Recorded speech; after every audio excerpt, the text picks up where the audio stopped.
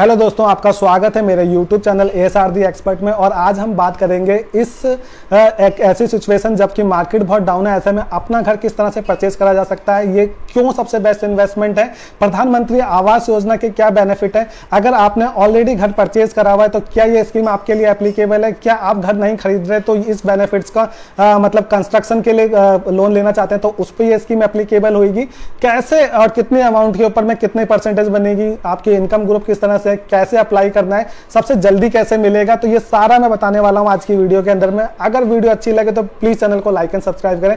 कोई भी डाउट हो तो डायरेक्ट कमेंट करके पूछें, मैं डेफिनेटली आंसर करता हूं। जनरली अपने हर क्वेश्चन का आंसर इमीडिएट बेस पे करने की कोशिश करता हूं। तो वीडियो स्टार्ट करता हूं, सीधा पॉइंट के ऊपर में आते हैं कि अगर आप देखें इसके अंदर में एक बड़ी रिसेंट में अगर आप देखेंगे जो गवर्नमेंट ने स्टिमुलस पैकेज लगाया था 20 लाख करोड़ रुपए का, उसके अंदर में एक बड़ी अनाउंसमेंट थी क्योंकि प्रधानमंत्री आवास योजना के अंदर आने वाली क्रेडिट लिंक सब्सिडी स्कीम जो एक्सपायर हो गई थी अभी 31 मार्च को, उसको एक्सटेंड कर दिया गया एक और साल के लिए, मतलब 31 मार्च 2021 तक के लिए। तो इस गोल्डन अपॉर्चुनिटी को मिस ना करें। हमारे पास में 8 से 9 महीने का टाइम ही बच गया है। अगर आप स्क्रीन के ऊपर देखेंगे तो आपको एक डिटेल दिखाई देगी। 1 जनवरी 2017 से यह स्कीम एप्लीकेबल है। इसके अंदर में मिडिल इनकम ग्रुप को भी इंक्लूड करा गया है, जहां पे आपकी सालाना इनकम 6 लाख से 12 लाख को भी या 18 लाख को भी कवर करा है। तो एक बहुत अच्छी अमाउंट ग्रुप को कवर करा, जिससे कि नंबर ऑफ पीपल जो बेनिफिट पा सकते हैं वो बढ़ गए हैं। अब यहाँ पे एक बहुत इंपॉर्टेंट पॉइंट कैच करने का है, जो मैंने देखा बहुत कम लोग बताते हैं। अगर आपने घर खरीद रखा है ऑलरेडी, आप अभी नहीं खरीद रहे लेकिन आप ऑलरेडी आपका होम लोन चल रहा है, लेकिन आपने 2017 के बाद में होम लोन लिया है, तो आप इस स्कीम में डेफिनेटली अप्लाई कर सकते हैं। आपको सिर्फ इतना करना है कि अपने बैंक जहां पे आपका होम लोन चल रहा है, आपको बैंक में जाना है, बोलना है मेरे को प्रधानमंत्री आवास योजना के अंदर में अपने आप को एलिजिबल कराना है। वो एक आपको बेसिक सिंपल सा फॉर्म देंगे। सारे बैंक इस फैसिलिटी को प्रमोट कर रहे हैं क्योंकि इसके थ्रू उनके पास नंबर ऑफ कस्टमर ज्यादा हो जाते हैं और उनको बेनिफिट पास ऑन हो पाता है कि गवर्नमेंट उनको इमीडिएट बेस पे पेमेंट कर देती है इंटरेस्ट की। तो बैंक का किसी तरह से नुकसान नहीं है। बैंक को जो डिफॉल्ट की चांसेस होते हैं हमारी तरफ से वो भी कवर हो जाते हैं इस स्कीम के अंदर में। तो बैंक जल्दी कोशिश करता है कि जल्दी से गवर्नमेंट के थ्रू पैसा आ जाए। तो इस फॉर्म में आपने कुछ नहीं करना, बैंक में जाकर सिर्फ फॉर्म को फिल करना है, अप्लाई करना है। अगर आप नया होम लोन ले रहे हैं तो आपको तब भी आपको सिर्फ होम लोन लेते वक्त में ही प्रधानमंत्री आवास योजना वाली स्कीम को करंट उसमें साथ में टिक करना है, तो आपको इमीडिएट बेस पे मिल जाएगा होम लोन के साथ में ही प्रधानमंत्री आवास योजना की स्कीम का बेनिफिट। यहाँ पे अगर आपको मैं एक चीज बताऊं कि ये होम लोन जो एप्लीकेबल है, जो स्कीम एप्लीकेबल है, ये सिर्फ घर खरीदने के लिए ही नहीं है सॉरी, बल्कि ये स्कीम आपकी एप्लीकेबल रहती है जब आप कंस्ट्रक्शन के लिए भी लेते हैं। कंस्ट्रक्शन किस तरीके का हो सकता है? कंस्ट्रक्शन किसी भी तरीके का हो सकता है। आप घर में रेनोवेशन कराना चाहते हैं, या फिर आपका 2 मंजिला घर है 3 मंजिला करना चाहते हैं, या थोड़ा आगे की बाउंड्री को एक्सटेंड करना चाहते हैं, किसी भी तरह के कंस्ट्रक्शन के लिए आप होम लोन के लिए अप्लाई कर सकते हैं। ये आपको पता ही होगा। वहां पर आपको सेम होम लोन वाला बेनिफिट मिलता है, टेन्योर भी सेम मिलता है और सेम टाइम पर आपको प्रधानमंत्री आवास योजना का बेनिफिट मिलेगा। अब सीधा इस चार्ट को देखिए कि किस तरह से ये एप्लीकेबल होता है। देखो 3 कैटेगरी में लोगों को बांटा गया है। ईडब्ल्यूएस एंड एलआईजी, मतलब वो लोग जिनकी सालाना इनकम 6 लाख से कम है, उनको ईडब्ल्यूएस मतलब इकोनॉमिक वीकर सेक्शन या लोअर इनकम ग्रुप में डाला गया है। मिडिल इनकम ग्रुप 1 के अंदर में वो लोग हैं जिनकी सालाना इनकम 6 लाख से 12 लाख के बीच में, और मिडिल इनकम ग्रुप 2 वो लोग हैं जिनकी सालाना इनकम 12 लाख से 18 लाख के बीच में है। अब यहाँ पे बात आती है जिनकी सालाना एलआईजी और ईडब्ल्यूएस के अंदर में जो आते हैं 6 लाख से कम इनकम वालों के लिए कारपेट एरिया की जो लिमिट दी गई है 646 स्क्वायर फीट की है। यहाँ पे देखेंगे 6.5% का इंटरेस्ट का बेनिफिट मिलता है, सब्सिडी मिलती है आपको, लेकिन लोन अमाउंट 6 लाख रुपए तक की। मतलब आप लोन ले सकते हैं 10-12 लाख का, लेकिन उसकी जो इनिशियल अमाउंट है 6 लाख रुपए, वहीं पे आपको 6.5% का बेनिफिट मिलेगा। और अगर आप यहाँ पे देखेंगे तो मोटा मोटा आपको 2,67,000 रुपए का बेनिफिट पास ऑन हो जाता है गवर्नमेंट की तरफ से।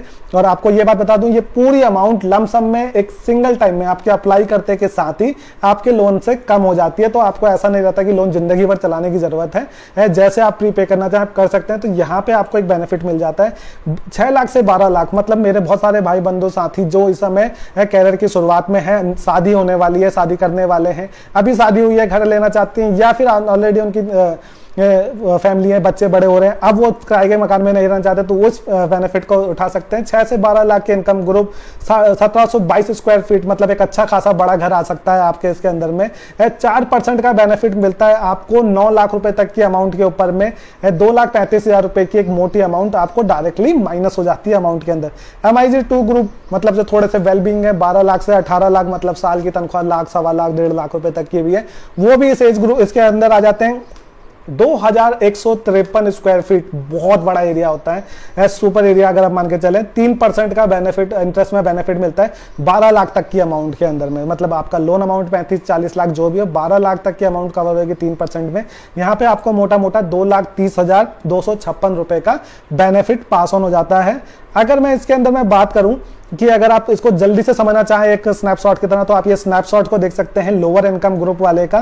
तो यहाँ पे अगर आप देखेंगे तो 6 लाख रुपए का अगर ओरिजिनल लोन का एग्जांपल ले रहे हैं 9% का इंटरेस्ट रेट के साथ में, तो आपकी EMI बनती 5,398, इंटरेस्ट बनता 6,95,000, जिसमें से 267 गवर्नमेंट पे कर देती है, तो आपकी EMI हो जाती है 2,996 रुपए की।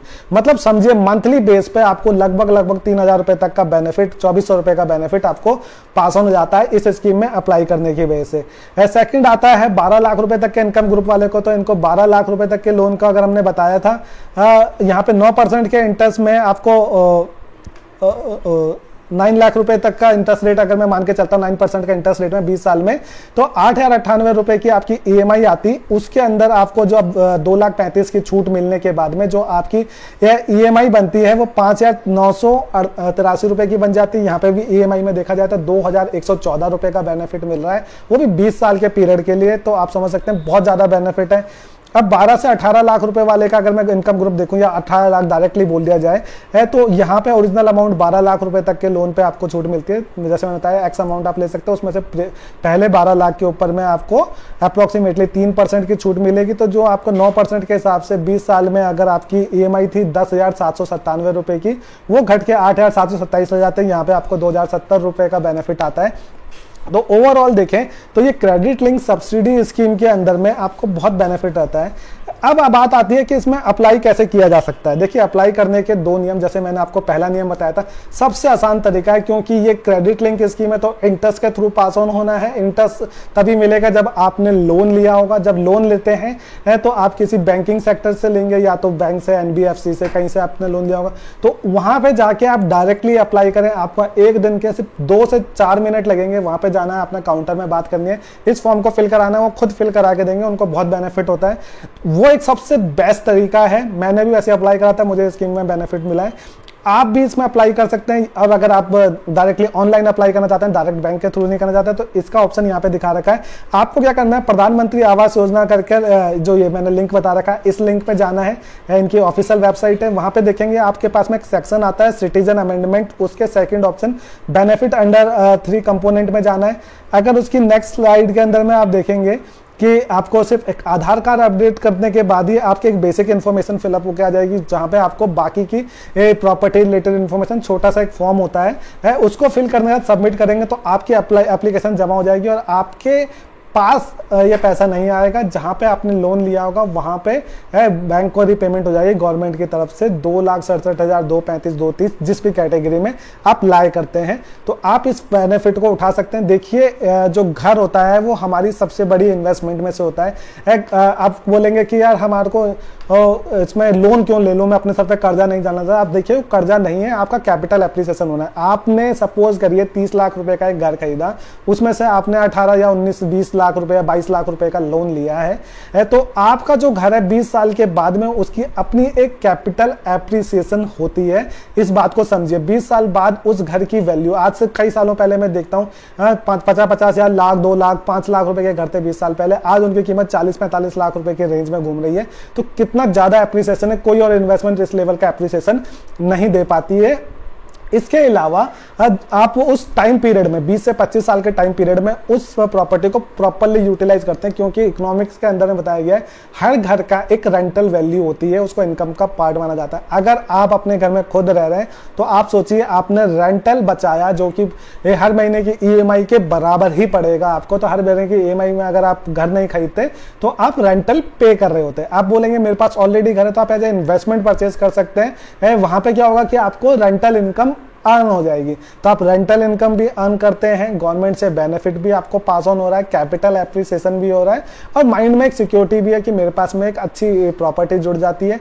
और लॉन्ग टाइम में आप देखेंगे कि आप अगर उस पैसे को, सेम अमाउंट को अगर आप अपने पूरे कैश में परचेज करते हैं तो आप उसके अंदर में ये इंटरेस्ट की अपॉर्चुनिटी लॉस कर देते, क्योंकि वही पैसे को आप मार्केट में लगाकर ज़्यादा अच्छा इंटरेस्ट कमा सकते हैं, जहाँ पे आपको अपॉर्चुनिटी होती है 15 से 20% रिटर्न कमाने की। जबकि होम लोन के अंदर में आपको सिर्फ 7.5, 8, 9% का इंटरेस्ट देना पड़ता है, वो भी लॉन्गर टेन्योर के अंदर में पेमेंट टाइम पीरियड होता है। तो आप इस बेनिफिट को उठाइए। उम्मीद करता हूँ आज की वीडियो अच्छी लगी होगी। अगर अच्छी लगी तो प्लीज़ चैनल को लाइक एंड सब्सक्राइब करें, शेयर करें।